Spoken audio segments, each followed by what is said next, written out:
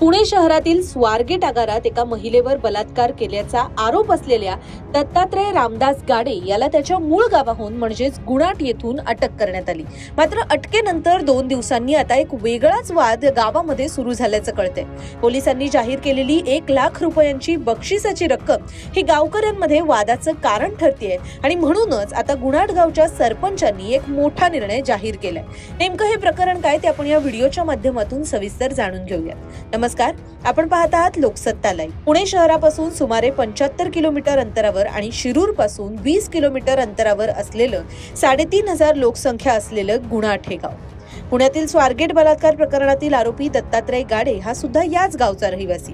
खरं तर हा सगळा प्रकार जेव्हा उघडकीस आला तेव्हा सुद्धा गाडे हा पोलिसांपासून लपण्यासाठी आपल्या गावीच गेला होता। ऊसाच्या शेतातील एका खड्ड्यात हा गाडे लपून बसला होता आणि इथेच त्याला अटक झाली असंही कळतंय। हा गुन्हा घडल्यानंतर जवळपास 70 तास गाडे हा फरार होता आणि यासाठीच त्याचा लवकरात लवकर पत्ता लागावा यासाठी पोलिसांनी टीप देणाऱ्याला 1 लाख रुपयांचं बक्षीस जाहीर केलं होतं। आणि आता गाडेला अटक केल्यानंतर याच 1 लाखांवरून गावामध्ये गोंधळ सुरू झाल्याचं कळतंय।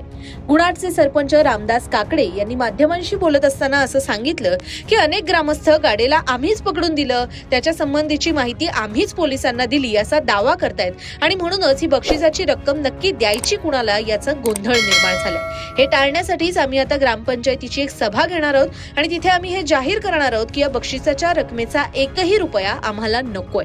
ज्या लोकांनी पोलिसांना आरोपी पकडून देण्यामध्ये मदत केली होती त्यांच्याशी सुद्धा आमचं बोलणं झालंय आणि त्यांनी सगळ्यांनी या निर्णयाला सहमती दर्शवली आहे। या घटनेमुळे गावाची बदनामी झालीय ही अभिमानाची गोष्ट नाही असंही काकडे यांनी नमूद केलं।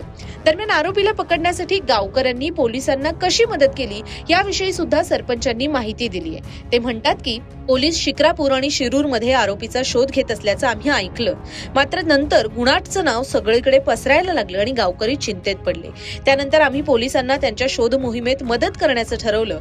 आरोपी 2 घरांमध्ये पाणी प्यायला गेला असल्याची माहिती 2 गावकऱ्यांनी पोलिसांना दिली आणि त्यामुळेच आरोपीचं लोकेशन कळलं आणि पोलीस मग त्याला ड्रोनच्या मदतीने शोधू लागले। दरम्यान हे सगळं घडत असताना आणखी एका गावकऱ्याने नाव न सांगण्याच्या अटीवर गावातील आरोपीच्या नातेवाईकांना होणाऱ्या त्रासाबाबतही खेद व्यक्त केलाय। गावकरी असं म्हणतात की गाडे दोषी आढळल्यास त्याला फाशी द्या, मला त्याच्याबद्दल काहीही सहानुभूती नाही। मात्र गेल्या 3 दिवसांपासून मीडिया त्याच्या घराचे फोटो क्लिक करतेय। घर दाखवून काय फायदा? त्याची पत्नी, आई, मुलगा आणि आजी इथेच राहतात। मीडिया त्यांना कमेंटसाठी त्रास देते परंतु त्यांच्या वेदना कोणीही पाहत नाही असं म्हणत गावकऱ्यांनी या कुटुंबाची बाजू मांडली आहे। दुसरीकडे पुणे पोलिसांच्या माहितीनुसार दत्तात्रय गाडे हा आरोपी सराईत गुन्हेगार असून त्याच्यावर यापूर्वी 6 गुन्हे दाखल झालेत।